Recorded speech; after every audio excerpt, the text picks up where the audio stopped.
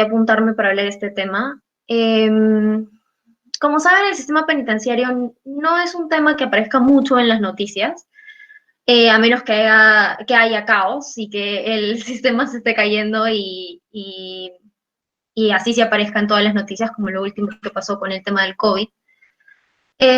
Sin embargo, de por sí, el sistema penitenciario no es un tema que se toque. Y poniéndome a pensar en las razones del por qué, eh, solo llego a una conclusión bastante dura, y es que los reos, los presos o hasta el mismo sistema penitenciario está última, en la última línea o en el último punto de la lista de cosas por hacer, ¿no? De prioridades del Estado. Y es la verdad, ¿no? Obviamente el tema de la priorización, de la importancia de políticas públicas o mejorar sistemas, por ejemplo, en temas como abastecimiento de agua potable o de salud o de seguridad, eh, son temas que deberían darse prioridad. Sin embargo, que se dé prioridad a otros temas más que el sistema penitenciario no quiere decir que no se deba siquiera dar una decisión o no se quiera mejorar el sistema, ¿no? No es que no importe tampoco, debe importar y debe darse una solución. Y, y también creo que es importante que al menos traer un poquito de lo que yo sé y de lo que yo he ido investigando en este tiempo, que llevo con este tema unos 2 años ya, eh, escribiendo sobre el tema para cursos tanto de derecho como de política y también hablando sobre el tema. Entonces, lo que sí les pediría, y aquí hago como una pequeña advertencia, quiero tratar de cubrir varios puntitos durante esta exposición. Entonces, me gustaría que cualquiera que tuviera alguna duda, pregunta, consulta, si es que hablo muy rápido, si es que no me escucha, por favor me lo pongan por el chat para que yo lo pueda ver. O si no, también levanten su mano, también creo que lo puedo visualizar por acá, y yo con gusto. De verdad, si quieren conversar, si quieren que me detenga en algún punto, genial. Lo que espero traerles de esta exposición y al menos es, aparte de mi experiencia y de mis puntos de vista, también es un poco que ustedes se lleven este hecho de que no todo sistema es malo, sino que a veces lo único que se necesita es entender cuál es el problema real para poder cambiarlo. No es tan complejo una vez que se entiende de dónde proviene el problema.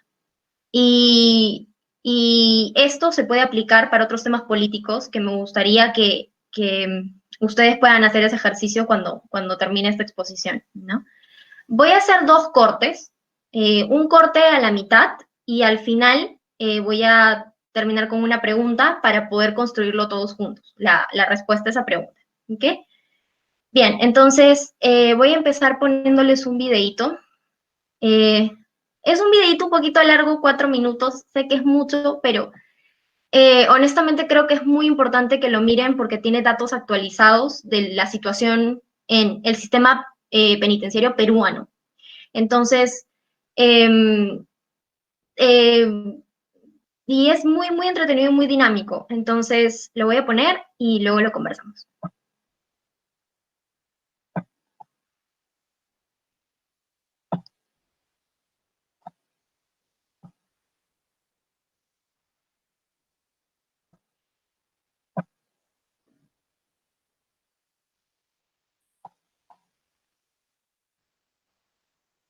A ver, me avisan si se ve, por favor, el video.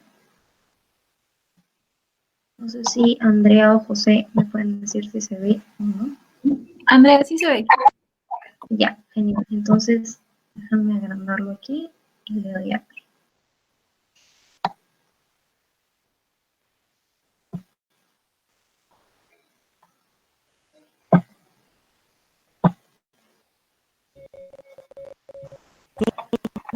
Sabemos que si cometemos un delito, existe la posibilidad de ir a la cárcel. Según el Código Penal, el sistema penitenciario en el Perú tiene dos objetivos. disuadir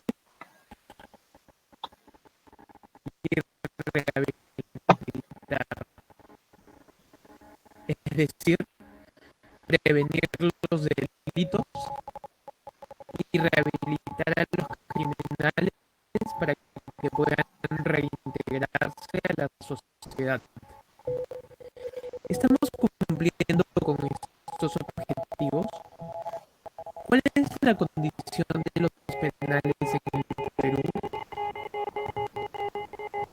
Para inicios del 2020, 68 penales albergaban casi 97.000 internos.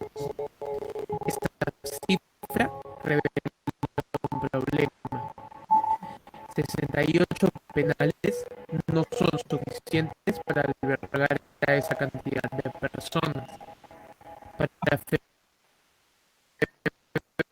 febrero del 2020 había un exceso de población penal del 141%.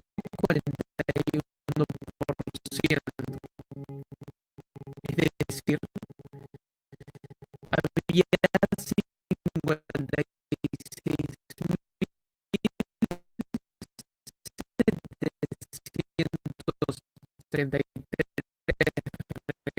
reclusos más de lo que nuestras cárceles pueden albergar. 40.000 personas.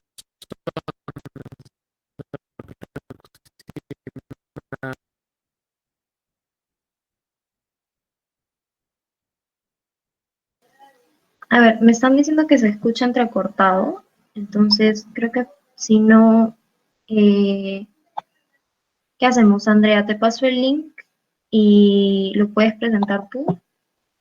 Sí, lo puedo presentar yo y si no funciona, pasamos el link por el chat y cada uno lo ve. Sí.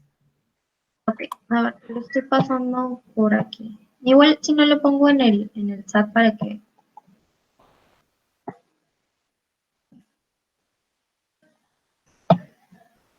Ya.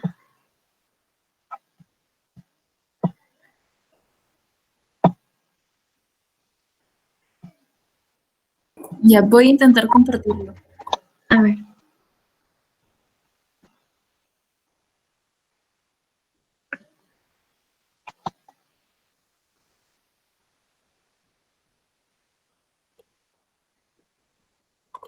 ¿Se ve el video ahorita? Sí, sí se ve. A ver, voy a ponerle play para ver si se escucha. Sabemos que si cometemos un delito, existe la posibilidad de ir a la cárcel. ¿Mejor o se sigue entrecortando? Según el Código Penal, el Escucha sistema mejor. penitenciario. Ya, entonces lo voy a volver a poner. Todos sabemos que si cometemos un delito, existe la posibilidad de ir a la cárcel. Según el Código Penal, el sistema penitenciario en el Perú tiene dos objetivos: disuadir y rehabilitar. Es decir, prevenir los delitos y rehabilitar a los criminales para que puedan reintegrarse a la sociedad. ¿Estamos cumpliendo con estos objetivos? ¿Cuál es la condición de los penales en el Perú? A inicios del 2020, 68 penales albergaban casi 97.000 internos. Esta cifra revela un problema. 68 penales no son suficientes para albergar a esa cantidad de personas. Para febrero del 2020, había un exceso de población penal del 141%, es decir, había 56.733 reclusos más de lo que nuestras cárceles pueden albergar, 40.000 personas aproximadamente. Esto se traduce en que el 49% de los penales estaban en condición de hacinamiento. Ahora, un detalle muy importante es que de estos casi 97.000 presos, 36.515 son procesados, es decir, no han sido condenados y son legalmente inocentes. Pese a ello, son el 38% de los presos.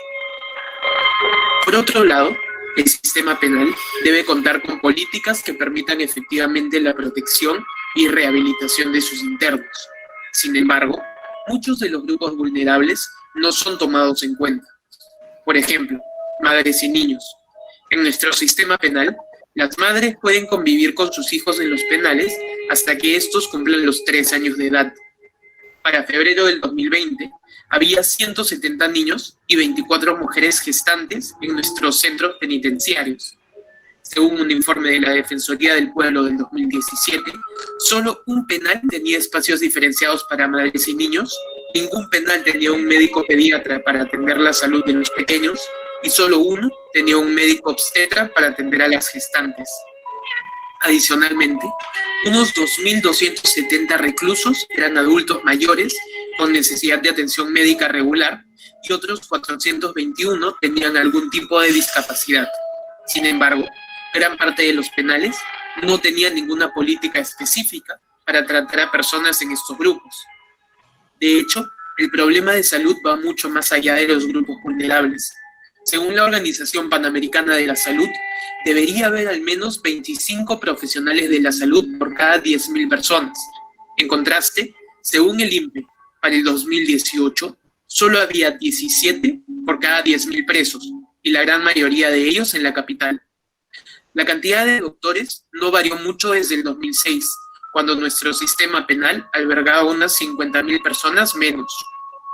Según la Defensoría del Pueblo, el problema más grave no es solo la falta de profesionales de la salud, sino la carencia de materiales esenciales, medicinas y ambulancias equipadas para poder hacer su trabajo.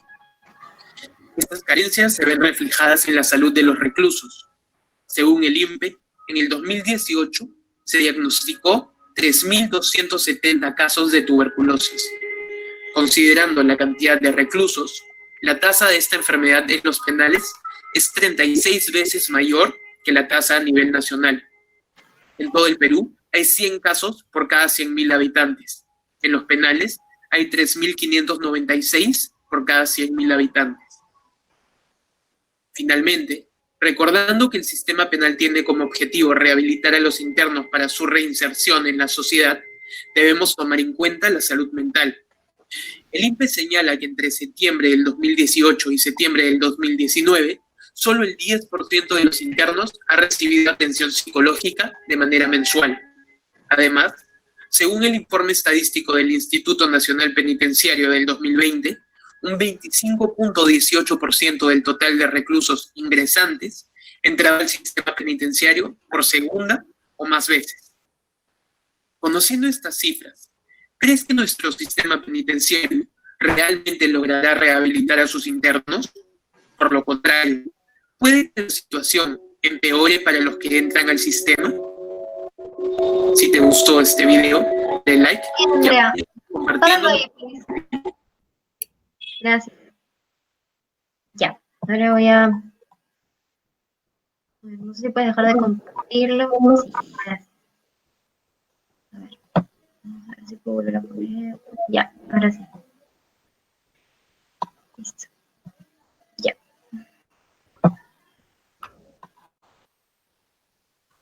A ver, según el video que hemos visto, me acuerdo que cuando me encontré con este video preparándome para hablarles sobre este tema, me di con la pregunta, aquí, me di con la pregunta de ¿por dónde empiezo? ¿Ya? Y la pregunta aquí es, va en dos sentidos, ¿ya? ¿Por dónde empiezo a explicar? Y, o sea, yo como la persona que va a exponerles sobre este tema, porque como verán hay muchos problemas que actualmente se enfrenta el sistema penitenciario. Pero también la pregunta iba hacia, ¿por dónde empezar? ¿Por dónde debe empezar un legislador? ¿Por dónde debe empezar el Estado que quiere cambiar este sistema? O alguien que quiera aportar a mejorar el sistema. ¿Qué se puede hacer? ¿Por dónde empezar? ¿Cómo comenzar? ¿No? Y a donde llegué es bueno, como toda idea lógica es, bueno, primero debería identificar el problema principal, ¿no? Y eso es algo que hemos visto en investigación académica, ciencia política, cualquier cosa que siempre nos preguntan o nos hacen hacer un ensayo, siempre nos dicen, identifica el problema principal y luego partes de ahí todo el desarrollo, ¿no? Entonces, traté de ponerme en la búsqueda de cuál es el problema en el sistema actual. Y aquí, cuando hablamos de un tema político, es muy difícil, ¿ya? Porque corres el riesgo de que si no identificas el problema principal, no vas a poder ofrecer la mejor solución o la más idónea para solucionar el sistema. Entonces, lo que al final vas a tener es lo que yo considero que sucede en este país, no solamente con el sistema penitenciario, sino con cualquier tema de política. Como las personas identifican mal el problema, dan una solución que para ellos es la mejor, y al final esta solución puede tener dos consecuencias, ¿ya? Una, o termina mal, o sea, no funciona, tu solución no funciona simplemente, o dos, funciona a corto plazo, y a largo plazo se cae. ¿Por qué? Porque solo está solucionando parcialmente, porque está solucionando otro problema que tiene que ver con el tema, pero no es el principal. Entonces, parcialmente lo solucionas. O por un corto tiempo funciona, ¿no? Como da este placebo de se está solucionando, va avanzando. Pero mientras va avanzando el tiempo, el problema puede empeorar, el problema principal puede empeorar. No sé si me entienden. El problema principal empeora o muta o simplemente llega al punto en el que es mucho más difícil solucionarlo porque perdiste tiempo, porque lo identificaste mal. Entonces, yo creo que tengo más o menos identificado cuál es el problema principal, pero antes de pasar a identificarlo y de dar la respuesta, porque sí me gustaría saber su opinión después de toda la presentación, volveremos a esto y identificaremos el problema, pero por ahora lo vamos a dejar ahí. Ahora, otro punto por el que partir, pensé en, bueno, el origen, ¿no? Y me puse a pensar cuál es el origen del sistema carcelario. O sea, ¿por qué hay la necesidad de tener cárcel? ¿Por qué hay la necesidad de crear esta institución o crear este lugar, ¿no? Y sé que ustedes ahorita pueden pensar como, Andrea, pero es obvio, ¿no? La respuesta es obvia. Si hay crimen, debe haber un lugar donde poner a esta gente que comete un crimen, ¿no? No las puedes dejar sueltas por ahí. Y en ese sentido, tendríamos mucha razón y es un sentido muy lógico.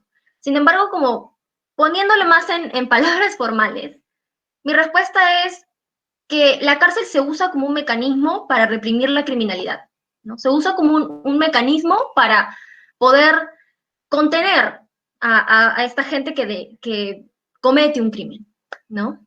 Entonces, yéndonos más hacia el tema de la historia, de dónde nace, y puede ser un poquito aburrido, pero me pareció muy interesante el desarrollo. Su origen data de 1700 antes de Cristo, no, perdón, 1700 después de Cristo.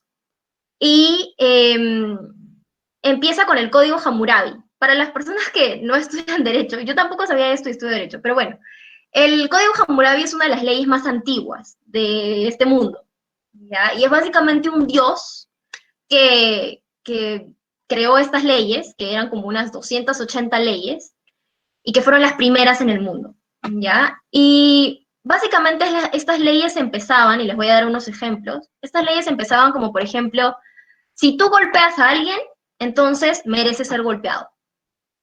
Si tú le rompes el diente a alguien, mereces que te rompan un diente. Entonces, más o menos me van entendiendo hacia dónde va la idea, ¿no? Es básicamente ojo por ojo, diente por diente. Y entonces, empezar con esta idea para instituir la cárcel me deja con un claro resultado de, entonces el que comete un crimen o el que causa un daño a otro, entonces tiene que pasar por un daño, o sea, tenemos que infligir daño a esta persona. Si cometes un crimen, tienes que ser castigado, ¿no? Y si tú castigas, tú hieres, tú dañas, pues yo puedo hacer lo mismo contigo, ¿no? Y ese fue uno de los primeros, una de las primeras ideas que llevó a que se construyeran los sistemas penitenciarios. Entonces, empezando con esa idea, pasamos a el segundo punto que quería mostrarles, ¿Qué son los actores? ¿Ya? Porque ya vimos el origen, ya vimos la historia, ya vimos que tenemos que identificar el problema. Entonces ahora vamos a pasar a identificar los actores y cuál es su importancia en el entender por qué estamos como estamos. Y para esto sí les pido mucha de su participación y también de su escucha, porque lo que voy a tratar de explicarles es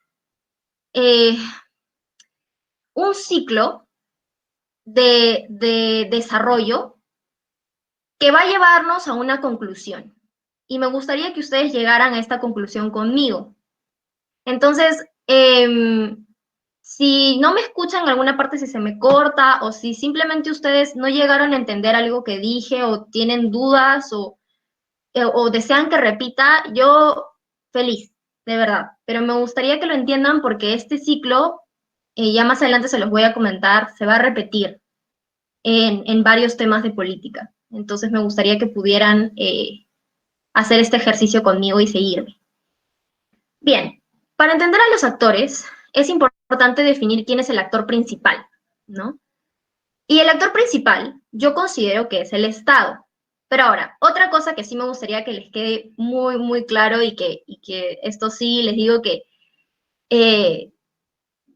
es algo que yo lo he descubierto con el tiempo y que me gustaría que ustedes también se quedaran con eso, y es el tema de que hoy en día, en cualquier problema que hay con el Estado, perdón, cualquier problema que hay en nuestra sociedad, en nuestro país, cualquier problema, siempre el que se culpa es al Estado, ¿verdad?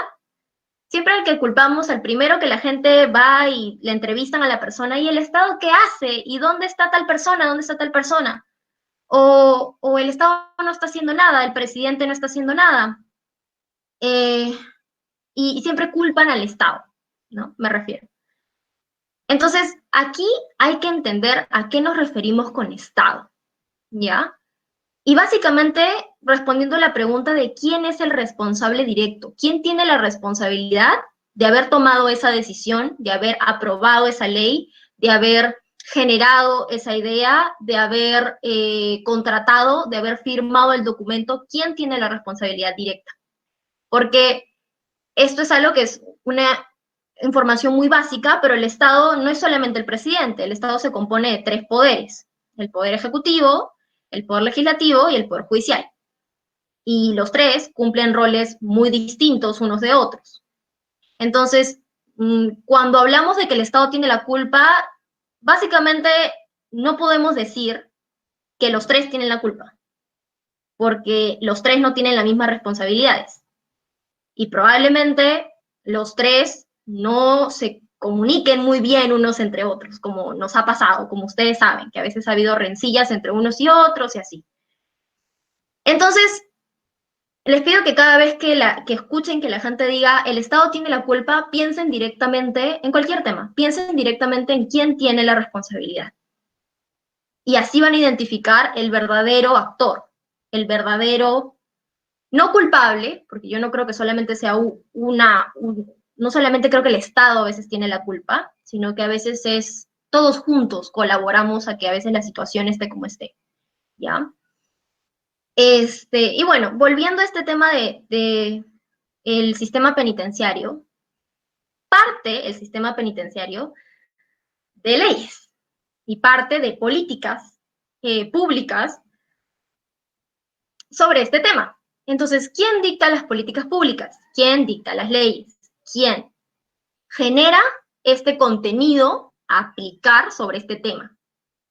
Los legisladores, eso quiere decir el poder legislativo, eso quiere decir el Congreso. Entonces, a ver, con este tema de los legisladores, ellos son los que al final crean la normativa en concepto de sistema penitenciario, ¿ya? Sin embargo, también aquí está el Ministerio del Interior, el Ministerio de Justicia, que eso ya es Poder Ejecutivo, que lo que hace es tomar esta política y aplicarla, según las responsabilidades que cada uno tenga, ¿ya? Entonces, aquí y ya más adelante les voy a explicar cuán importante es tener una buena política pública sobre el tema y cuán bueno es generar un marco guía para solucionar problemas como estos. Pero bueno, entonces pensando, como legislador, ¿qué sucede si es que el legislador, qué sucede si es que el legislador no da una buena política pública?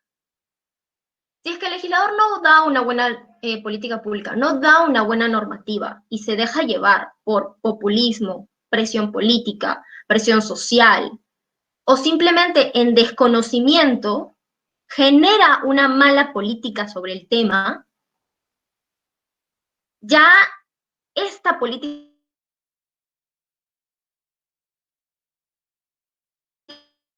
que da va a ser base para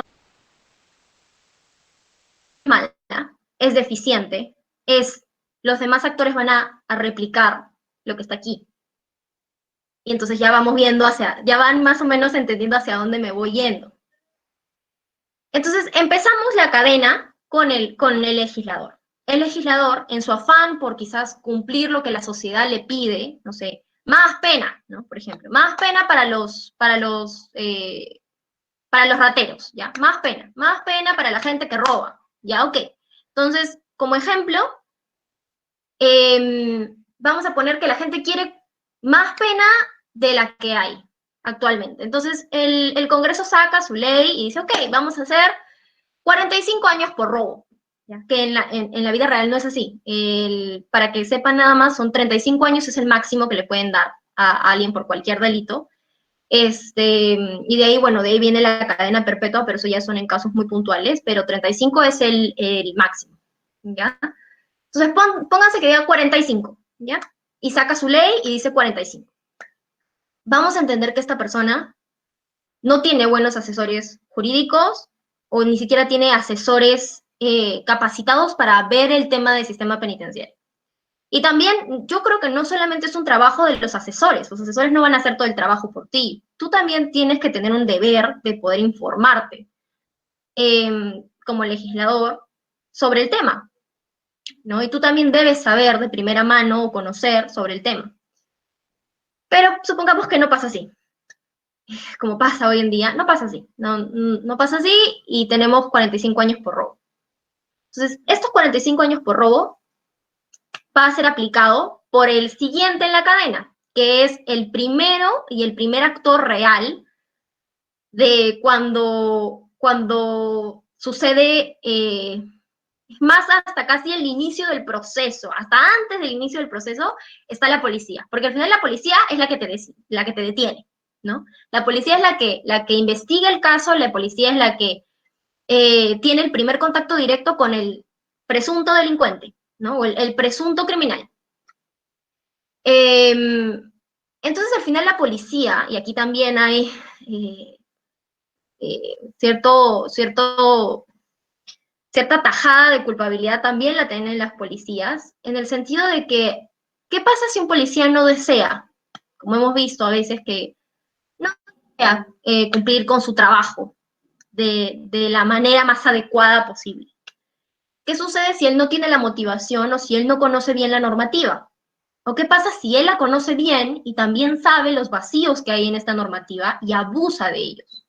Y aquí traigo un poco a colación el tema que se vio el primer día de la discriminación y el tema de George Floyd y el abuso que se toma la policía, la facultad que tiene la policía para hacer esto, ¿no? O sea, lo que estamos viendo hoy en día. Eso es una mala conducta policial, así se llama, misconduct en inglés. Y como ven, puede ser procesada. Sin embargo, hoy en día también hay un problema con este tema del procesamiento de policías. Si quieren lo podemos conversar después, pero es otro tema aparte. Pero volviendo a la policía, lo que sucede y lo que puede pasar es entonces que la policía puede abusar de este hecho y puede, entendiendo que aquí ya estamos en contacto directo con la persona que va a entrar en este sistema, puede abusar de él, puede no tomar su declaración, puede hacer muchísimas cosas para impactar directamente en la persona de manera negativa. Ahora, es la policía la que al final pasa toda esta información pruebas, todas estas pruebas recopiladas a la fiscalía. Y es el fiscal del caso, el fiscal que se asigna al caso, el que decide si acusar o archivar el caso. Entonces ahora la persona ya ha pasado a manos de la fiscalía, vamos a suponer así. Entonces, la fiscalía, primero, pongamos también, de que el fiscal del caso, y aquí tiene como una característica importante, es el tema de la sobrecarga, ¿ya? Hoy en día, los fiscales del caso ven muchísimos casos al año, muchísimos casos al año. Ellos también tienen una sobrecarga. Entonces, a veces, cuando alguien tiene, y es normal, pongamos en la posición de todos, cuando alguien tiene muchos trabajos y muchas tareas encima, uno no tiene el tiempo para dedicarle, un buen tiempo para dedicarle a cada una de las actividades que está haciendo. Entonces, al final, los hace por cumplir, quizás no evalúa bien, no va más allá y se queda solamente en, ok, respondo, actúo automáticamente, no sé si les ha pasado, pero es normal, es natural. Entonces tampoco podemos esperar que la fiscalía no haga lo mismo. Entonces a veces los fiscales lo que van a hacer es confiar directamente en todos los, por ejemplo, todas las pruebas que le ha dado la policía y no investiga más, confía, porque es su brazo derecho, es su pata, o sea, no van a dudar en que la policía les dé algo erróneo, en que la policía haya abusado de un ciudadano, o sea, eso es indescriptible, ¿no? Y van a confiar y van a entrar al sistema y van a aplicar también, ellos son los que aplican directamente la ley y la normativa penal, que es dada por los legisladores y por los redactores también del Código Penal. Entonces él va a aplicar y va a decir, bueno, yo veo aquí que es 45 años por robo, esta persona, veo todas las pruebas que me ha dado mi amigo el policía, y para mí esta persona es culpable, o sea, para mí esta persona sí lo hizo y voy a acusarla. Entonces, y el año que les voy a dar, porque ellos también dentro de su petitorio, así se llama, de su pedido al juez, dan cuántos años ellos solicitan para esta persona. Y ellos solicitan 45, porque 45 es el máximo y solicitan 45. ¿Ya? Ahí ya depende de la fiscalía qué años le da. Vamos con 45 y ya entramos ahora sí al proceso y pasamos al otro actor. Pasamos al juez del proceso.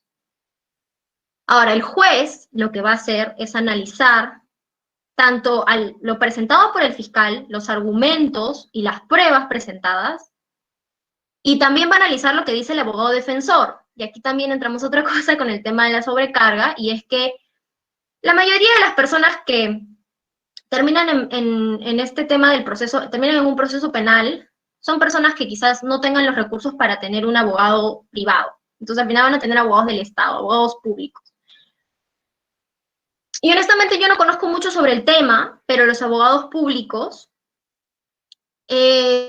también deben tener una sobrecarga, porque imagínense la cantidad, como han visto en el video, la cantidad de gente que hay y la cantidad de gente que necesita de un abogado público. Entonces nuevamente van a actuar, debido a su sobrecarga, van a actuar pobremente. Y van a confiar en las pruebas, no van a ir más allá, no van a conversar directamente quizás con el cliente, con la persona a la que están defendiendo, ¿no? Y entonces al final vas a tener un juez que va a decir, bueno, tengo esta actuación del fiscal, esta actuación del abogado defensor, y tengo estas pruebas, y yo decido que sentenciarte. Decido que sí eres culpable, y te sentencio a 45 años porque eso es lo que pidió la fiscalía. Y acá ya entramos al sistema penitenciario, porque al final se sentencia y la persona entra al sistema penitenciario. Y hasta acá, nada más como para hacer este pequeño punto, hasta acá, no sé si ya pueden notar que hay un problema, porque todas las actuaciones no han sido las mejores, no han sido las adecuadas. Y entonces, ¿qué podemos esperar del sistema penitenciario una vez que se ingresa? Cuando la persona ingresa, no sé cómo lo vean ustedes, pero para mí la persona ya ha pasado por bastante. Porque es una persona que ya ha perdido la fe en la ley, ya ha perdido la fe en la policía, ya ha perdido la fe en la fiscalía, en los abogados y en el juez. O sea, ya ha perdido su fe en el sistema. Y ahora va a entrar a otro sistema mucho peor. Y no sé si a ustedes les ha pasado, pero al menos lo que mi mamá solía decirme es que el sistema penitenciario es un infierno. Y entonces imagínense salir de una situación así y entrar a un infierno. Mucho peor, ¿no? Y ahora entras a este sistema penitenciario que, como ya hemos visto, no vulnera tu derecho a la vida, tu derecho a la salud, tu derecho violó tu derecho al debido proceso, tu presunción de inocencia, violó muchos derechos. Y entras a este lugar en el cual vas a estar 45 años. Vamos a suponer, solo hipotéticamente, porque por el ejemplo, no se podría o sería muy difícil, pero supongamos que la persona llegue a salir, ¿ya? Pasaron 45 años, llegas a salir del sistema. Y entras a la sociedad, te reinsertas a la sociedad. ¿Cómo creen que la sociedad los va a tratar? ¿Bien? ¿Bonito? ¿Bienvenido? Bien, te voy a dar un trabajo, vas a tener una bonita familia. ¿Y cómo creen que también sale la persona, no? O sea, la persona sale quizás puede salir con esta fe de decir, bueno, algo mejor va a haber, ya salí, algo mejor tiene que haber allá afuera, quiero esforzarme, pero la sociedad también les va a poner una traba por la percepción social. La percepción social hoy el día de un criminal no es muy buena. Y no es solamente aquí, sino en cualquier parte. Una persona que sale del sistema penitenciario ya es visto como un ex criminal y como un ex convicto. Y no solamente es la percepción social, sino también esta percepción social impacta en poder conseguir un trabajo, poder conseguir un préstamo, poder sacar una tarjeta, poder tener una casa, tener alguna propiedad tuya, o siquiera caminar por la calle libre, ¿no? O sea, porque sabes que ya purgaste pena y ya sabes cómo es el sistema, ¿no? Y entonces, al final, esta idea que tienen las personas de, bueno, si tenemos un sistema penitenciario que es un infierno, las personas se van a arrepentir y van a salir a la sociedad y van a ser nuevas y ya no van a volver a delinquir. Entonces, yo les pregunto a ustedes, y aquí sí me gustaría que me dijeran qué piensan sobre esto. ¿Ustedes creen que es así? ¿Ustedes creen que después de todo lo que les he explicado, realmente alguien podría sentirse bien? ¿O alguien podría salir de la cárcel y sentir que le ha servido la cárcel, que le ha servido haber pasado por eso? No sé si alguien quisiera comentarme sobre eso o levantar la mano, yo los escucho.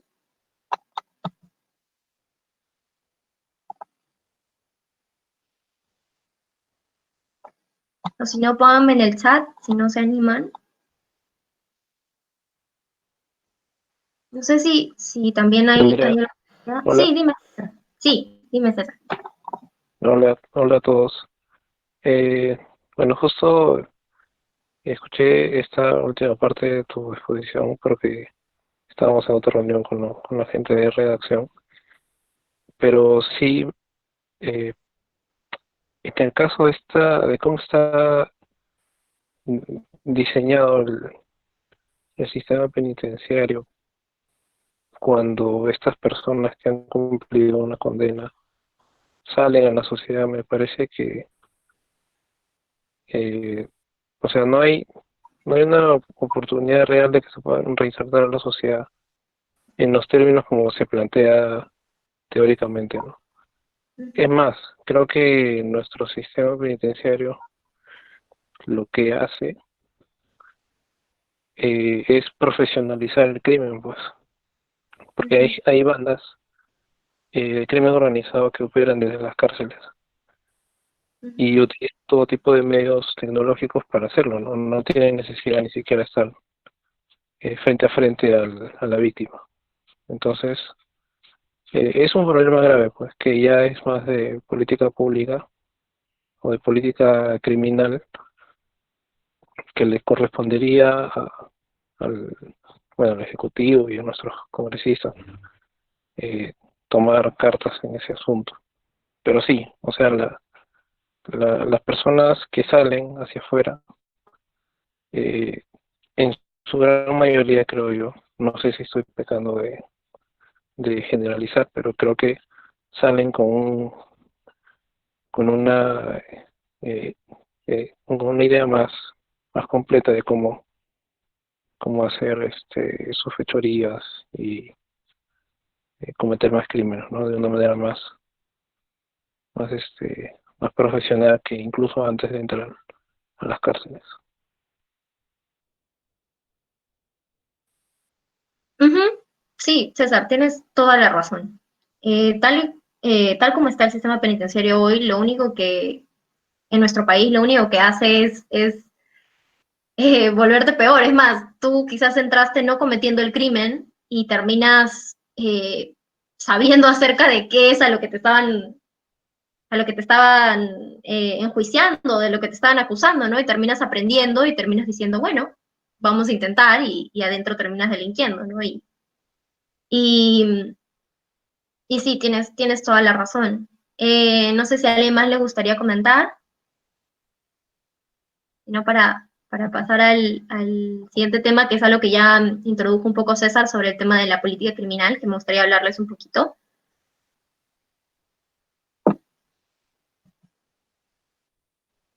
Ok, entonces, cualquier cosa Hay un tema de estigma social, sí, es un tema de perspectiva social, como le mencioné, que es casi el último eslabón, pero aunque no lo notemos, la perspectiva social impacta mucho en la vida de los ex convictos. Impacta muchísimo.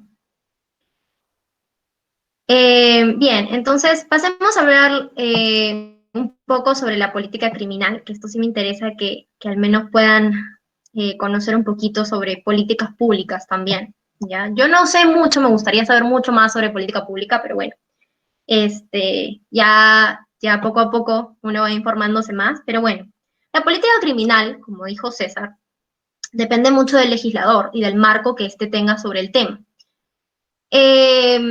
Aquí, por ejemplo, Feuerbach define la política criminal como el conjunto de métodos represivos por los cuales el Estado reacciona frente al crimen. Entonces, básicamente, ¿qué es lo que el Estado hace frente al crimen? ¿Cuáles son los mecanismos? ¿Cuál es el método? ¿Cuáles son las ideas que propone? ¿No? Entonces aquí sí, disculpen que la cita es bastante larga, pero me parece muy importante al menos este cachito. Y es que en el ámbito de la prevención del delito, la política pública se ha encontrado en una situación vulnerable debido a la presión política, que es lo que les comentaba anteriormente, para desarrollar un populismo punitivo. ¿Ya? Y aquí les voy a hablar un poquito sobre el populismo y la idea de usar al crimen o a combatir el crimen como carta populista, que ha degenerado el incremento de las penas sin un sustento criminológico o social, como queriendo emular las políticas de tolerancia cero americanas. Eso también es otro tema en la construcción de políticas públicas. Y es que el legislador peruano, sin una mayor asesoría técnica, jurídica y sociológica, ha optado por desarrollar la parte más fácil del sistema penal, sancionar. Y si hay una sanción, incrementarla. El objetivo es finalmente alcanzar una dualidad, dar la impresión de estar en un estado que atiende las necesidades de protección de la sociedad respecto al avance de la criminalidad y con respecto a la del delito para que no avance. Básicamente aquí lo que quiero mencionar es que esto pasa no solamente en el tema penitenciario, sino en cualquier política pública. Cuando estás en esta posición del legislador y tú lo que quieres es generar políticas públicas, porque tienes que hacerlo, realmente es un trabajo complejo, hay que reconocerlo, es un trabajo sencillo. Sin embargo, no es imposible hacerlo bien. Cuando uno conoce sobre el tema, se informa sobre el tema, tiene buen asesoramiento sobre el tema y genera un marco teniendo en cuenta las características del país, puede tanto adaptar como crear políticas públicas externas, o sea, que hay en otros países, como en Estados Unidos, y generar sus propias políticas del país. ¿Qué es lo que hacen muchos de nuestros legisladores hoy en día? Pues agarrar políticas del extranjero, las traen aquí y hacen un copia y pega, ¿no? Copia, pega, presenta, ¿no? Copia, pega, cambio Estados Unidos, pongo Perú y la presento. Y ahí es donde radica el problema, y ahí es donde hablamos que radica el primer problema de la cadena, ¿no? Si no creas un marco que respete los derechos, que respete el derecho que tienen toda persona, no estamos hablando de reo, toda persona que entra a este proceso penal y que entra a este sistema, entonces no va a funcionar y se va a caer. Y vamos a tener lo que tenemos hoy en día.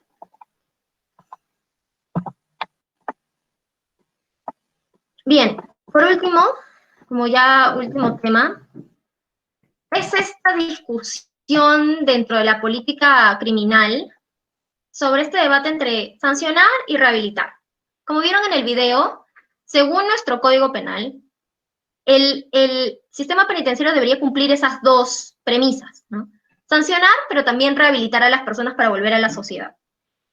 Y aquí sí les recomiendo este TED Talk, que es The Surprising Reason for a Correctional System Doesn't Work, de Brandon Matthews. Esta persona tiene mucho más conocimiento de que yo. Una vez tendré sobre el tema penitenciario, él ha trabajado dentro del sistema penitenciario por casi toda su vida. Y él ha descubierto la razón principal de la política pública y el problema general, que yo creo que es el problema principal, perdón, de la política pública, y es el tema de que la política pública hoy en día sobre este tema no ha logrado un balance y ha priorizado uno más que otro. Y es básicamente, creo que ya todos lo sabemos, que la gente prefiere, o el sistema prefiere sancionar más que rehabilitar. Y ahí sí me gustaría al menos, no sé, 1 o 2 intervenciones sobre el tema, y quiero saber qué piensan. Para ustedes, ¿qué debería primar? ¿Sancionar o rehabilitar? Entendiendo que sancionar es el tema de castigar, ¿no? De castigar, de tener un sistema que no te permita realmente pensar en realmente el crimen que hiciste, ¿no? Y pagar por el crimen que cometiste. Y rehabilitar, estamos hablando de, bueno, mejorar como persona, ayudarte, brindarte beneficios para que puedas estar preparado para reinsertarte a la sociedad. Entonces, no sé para ustedes qué primaría o qué creen que prima, ¿no? ¿Sancionar o rehabilitar?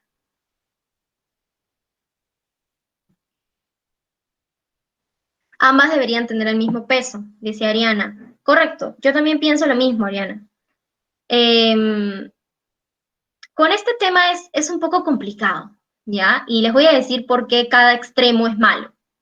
Si uno sanciona mucho y rehabilita poco, lo que vas a tener son personas que ya no son personas.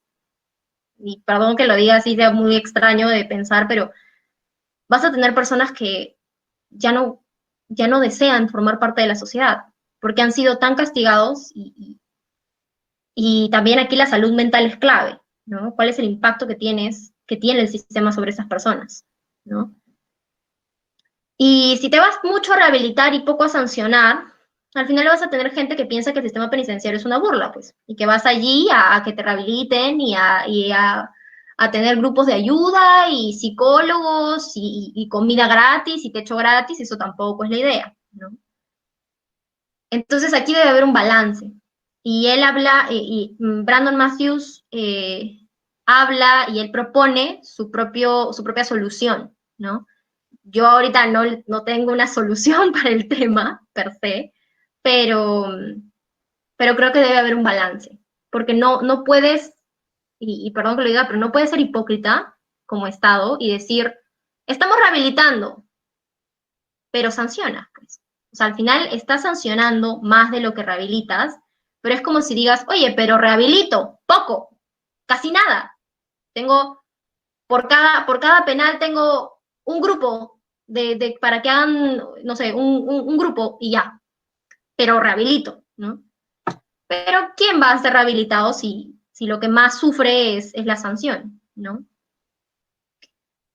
Bien, ahora, por último, lo que quiero hacer para hacerlo como más divertido, esto ya es terminando, es recomendarles algunas de las series, películas, documentales y videos en general con los que yo he podido aprender sobre el tema. Porque más que yo sentarme a hablar y hablar y hablar y hablar sobre el tema, me gustaría que quizás si les gustó este tema, si les interesa un poquito este tema, que puedan tomarse un tiempito para verlos. Muchos están en Netflix y en YouTube.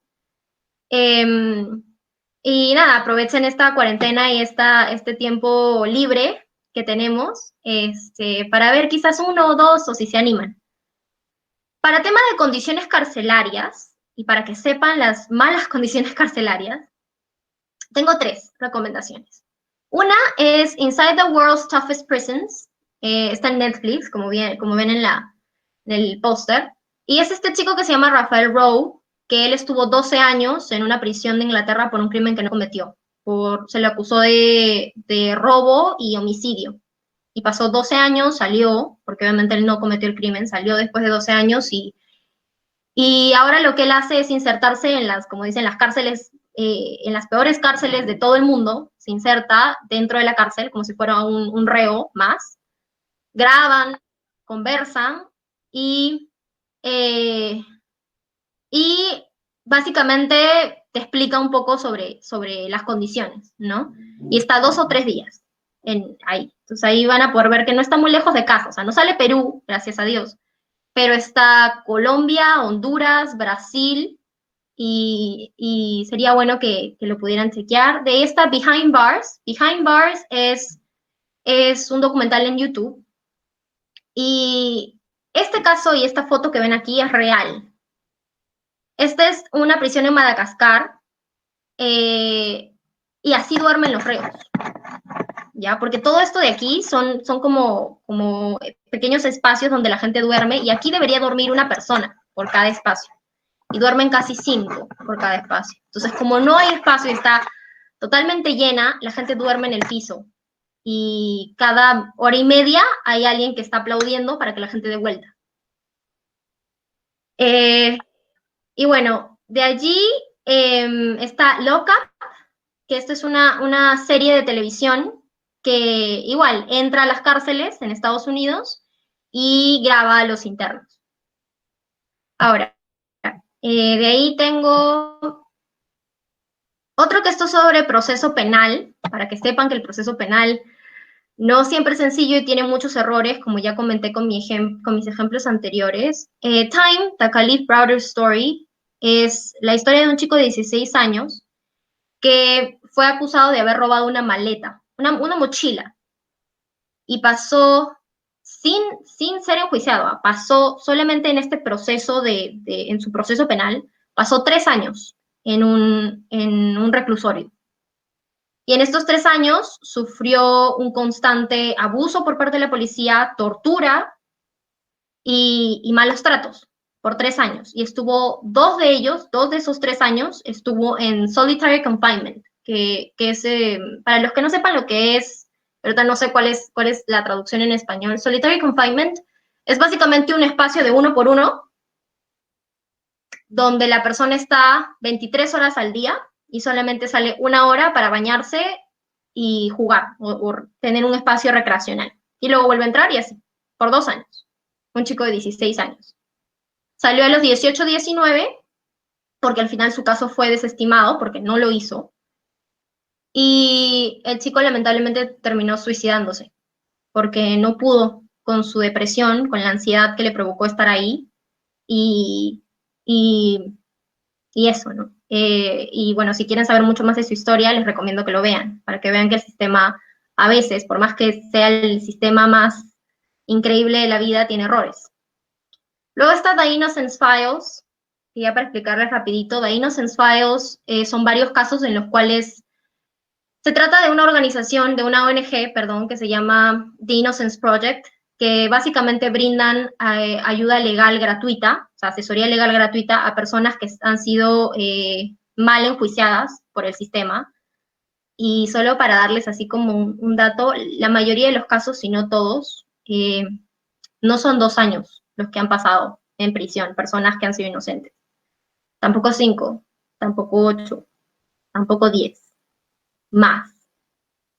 Y Y es muy penoso ver que cómo los ha tratado el sistema y cuánto tiempo ha tenido que pasar para que alguien pueda revertir el error, ¿no?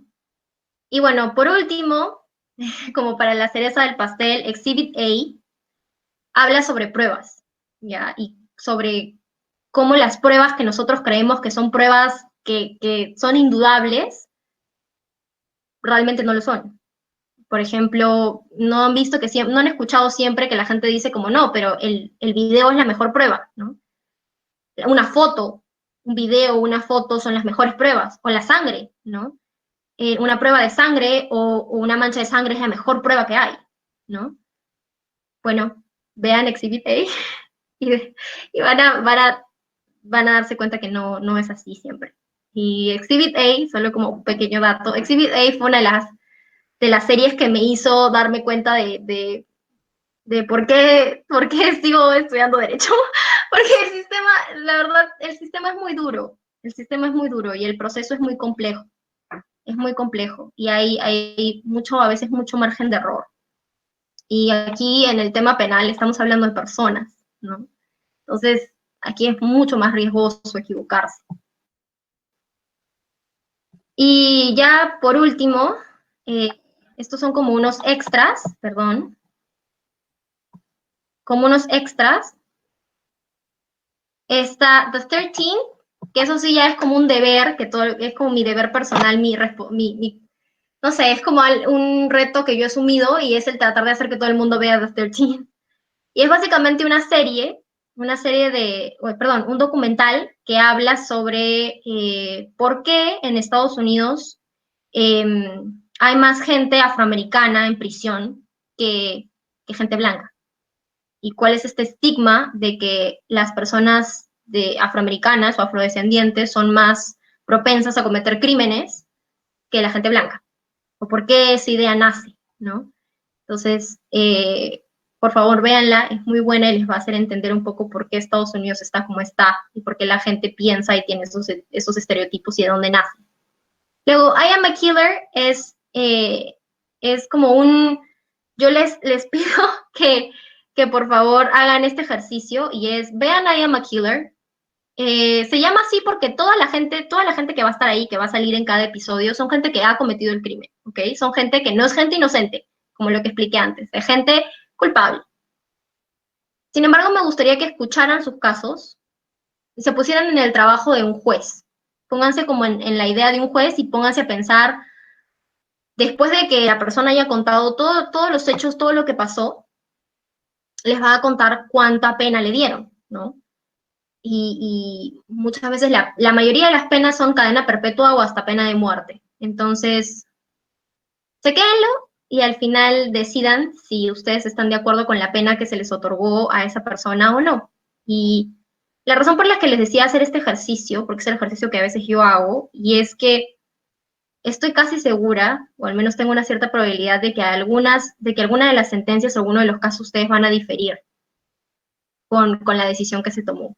Y es que hay algunas causales o hay algunas situaciones en las cuales nosotros podemos entender por qué alguien comete un delito, ¿no? Y hay muchas razones. Puede ser razón por pobreza, por situación económica, por dinero, por alguna enfermedad mental. Pueden haber muchas situaciones, muchas causales. Y luego Survivor's Guide to Prison es un documental que yo recomendaría a cualquier persona que no ha estudiado Derecho, pero que a cualquier persona del mundo, porque básicamente es una guía de cómo no terminar en prisión o de cómo no pasarla tan mal en este proceso. Y te explica desde el momento en el que alguien te detiene, desde el momento en que un policía te detiene, que cualquiera puede pasar por eso, ¿eh? Cualquiera podría pasar en nuestra vida que un policía nos detenga un día. Y básicamente te lo dan como reglas. Como regla número 1, no hagas esto, no hagas esto, no hagas esto, no hagas esto. Y te hablan desde la policía hasta que vas a la comisaría y presentas tu declaración, hasta que te enfrentas con el fiscal, hasta que entras en el proceso y hablas con el juez, hasta que te sentencian y entras a la cárcel, cómo comportarte, en quién confiar, qué decir, qué no decir. Y es muy entretenido. Y bueno, ya ahora sí, como para para acabar, nada, les dejo con la pregunta de, entonces, ¿qué podemos hacer para mejorar el sistema penitenciario? Ya conocen los problemas, ya les he contado los problemas, ya les he contado todo. Y nada, por último, agradecerles, espero que les haya gustado. Cualquier cosa, saben que pueden hablar conmigo sobre el tema, es un tema de que estoy muy apasionada sobre mejorarlo y sobre investigar más sobre ello. Y nada, solamente me gustaría saber la opinión de alguno de ustedes, ¿no? O sea, ¿qué podemos hacer? ¿Qué ustedes creen que falta? ¿Qué ustedes creen que se podría hacer? No sé si alguien quiere comentar sobre eso.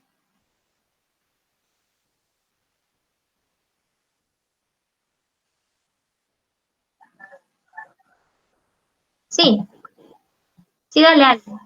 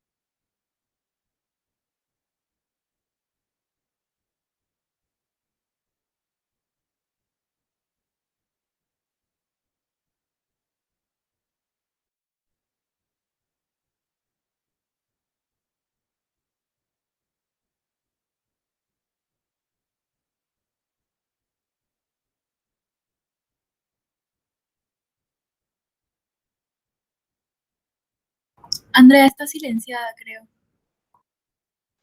Perdón, no me di cuenta. Eh, sí, Ale, totalmente de acuerdo. Creo que sé que en este tema del sistema penitenciario en un inicio, sé que no se puede hacer mucho sobre ello, ¿no? Y creo que uno de lo que dices, o uno de los puntos de lo que dices es algo que yo traté de hacer ahora, ¿no? Y que fue poder quizás hablar sobre esto. Es hablar, es informarse y es compartir esta información con otros, lo que al final ayuda un poco, ¿no?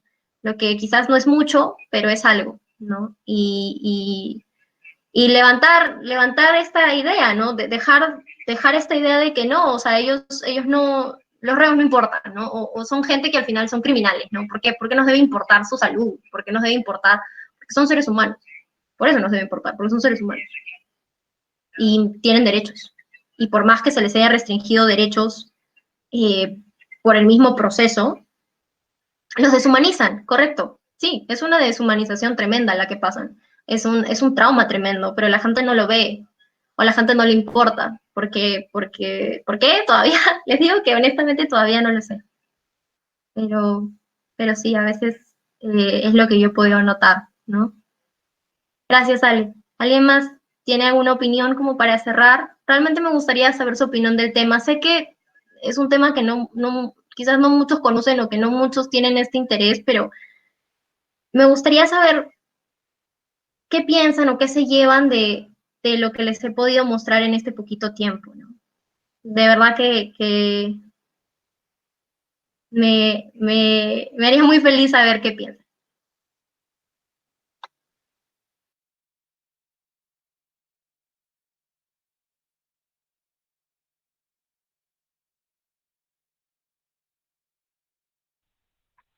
Andrea, hola. Sí, César. Sí, te escucho. Ya. Bueno, yo quería agregar dos cosas nada más, cortitas, sobre, en realidad de manera general, ¿no? Como la política criminal que incide en la forma o cómo se maneja el sistema penitenciario es una política pública. Entonces, como toda política pública, necesita dos cosas que son primordiales o básicas, ¿no? Necesita dinero, recursos del Estado, y necesita gente que esté capacitada o que tenga el conocimiento adecuado para poder gestionar esos recursos. Eh, Como ahora ya sabemos, y ya lo venimos viviendo ya más de una década, con el tema de los recursos, por ese lado no hay realmente un problema. Los recursos existen, están ahí, y el tema más que nada tiene que ver con la capacidad de las personas, de los eh, funcionarios públicos, o de las personas que regulan este sistema penitenciario, para que puedan generar soluciones y basadas también en análisis pues bastante bien hechos, ¿no? Porque si no saben cómo atacar este problema, no va a haber forma en que se pueda solucionar ni en el corto, ni en el mediano, ni en el largo plazo.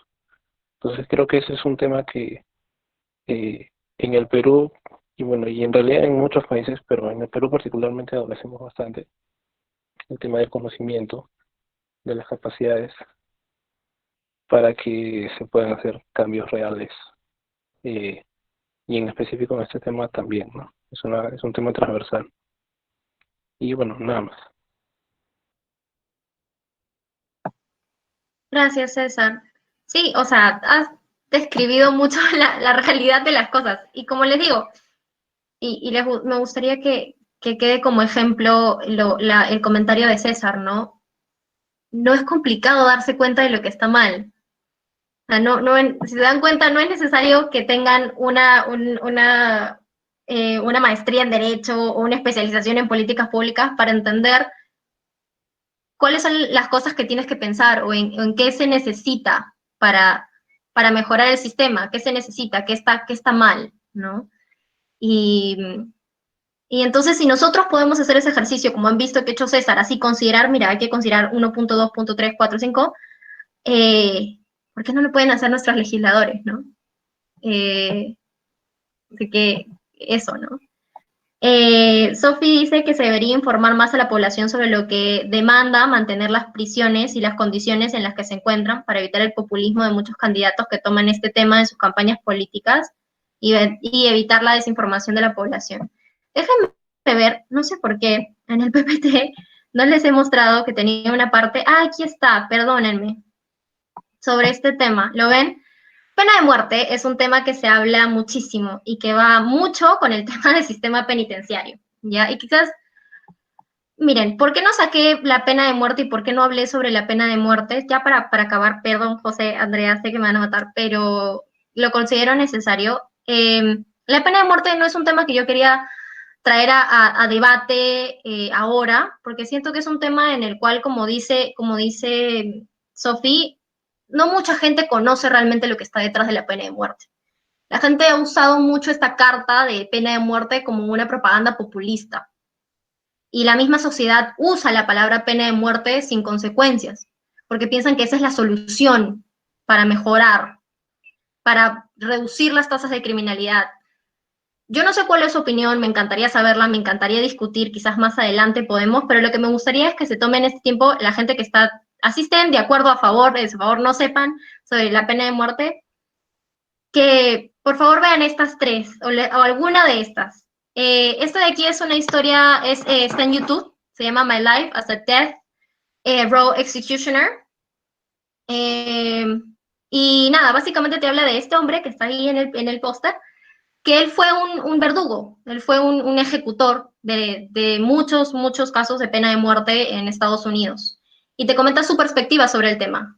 Entonces, muchas veces no pensamos en la perspectiva de alguien que tiene que hacer ese trabajo, ¿no? O del costo, o de la realización, ¿no?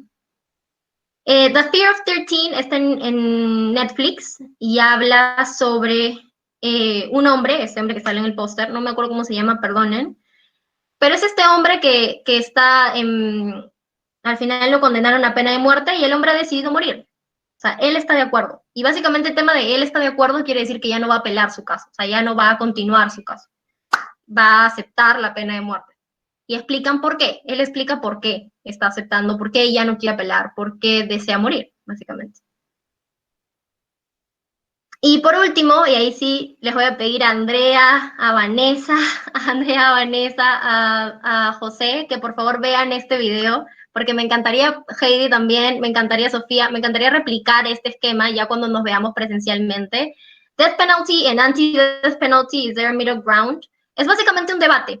Lo que hacen es poner un grupo de 6 personas en la parte de atrás, ponen 6 sillas y dan una afirmación, lanzan una afirmación y la persona que esté de acuerdo con dicha afirmación se sienta y comenta por qué. Y los demás que no están de acuerdo, después ingresan, se sientan y hablan por qué no están de acuerdo. Y al final es un debate muy ameno donde se conversa sobre el tema. Y bueno, en este caso hay gente que está a favor y gente que está en contra. Les recomiendo que lo vean porque se tocan casi todos los puntos de los argumentos que tiene la gente a favor y en contra. Lo único que, mi opinión sobre este tema de pena de muerte, no lo voy a dar ahora, si quieren conversarlo, yo feliz. Pero yo lo único que pienso y con lo que quiero dejarles es, antes de siquiera pensar en pena de muerte, pensemos en mejorar el sistema que tenemos. Una vez que el sistema esté bien y el sistema sea estable, sostenible y que respete derechos, podemos pensar en la pena de muerte. Y no solamente pensar en la pena de muerte como ya, vamos a instaurarlo, sino en qué se requiere, qué necesitamos. ¿Estamos preparados? ¿No? ¿Cuál es el costo? ¿Cuál es el costo humano? ¿Cuál es el costo económico? ¿Cuál es el costo social? ¿No? Una vez que entendamos muy bien a lo que nos enfrentamos con pena de muerte, podríamos pensar al final sobre si instaurarlo o no en este país. Pero la pena de muerte para mí debe dejarse de ver como la solución de todos los problemas. No sé qué piensan ustedes, pero no lo es, la verdad.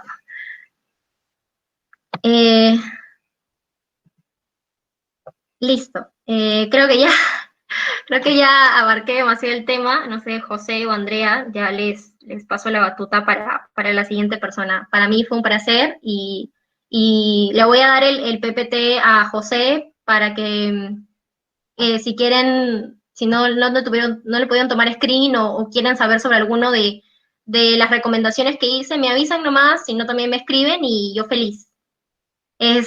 Hacemos Netflix Party, lo que deseen y feliz o feliz de recomendarles más también. Gracias, chicos.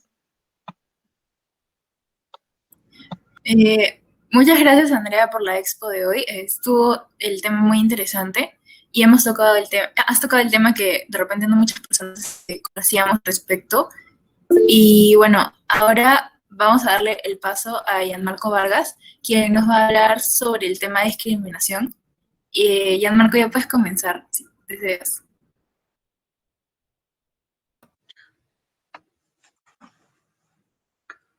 Hola chicos, ¿me ven? ¿Me ven? ¿Hola? Hola chicos, ¿qué tal? Buenas tardes con todos. Bueno, a mí me va a tocar exponer acerca sobre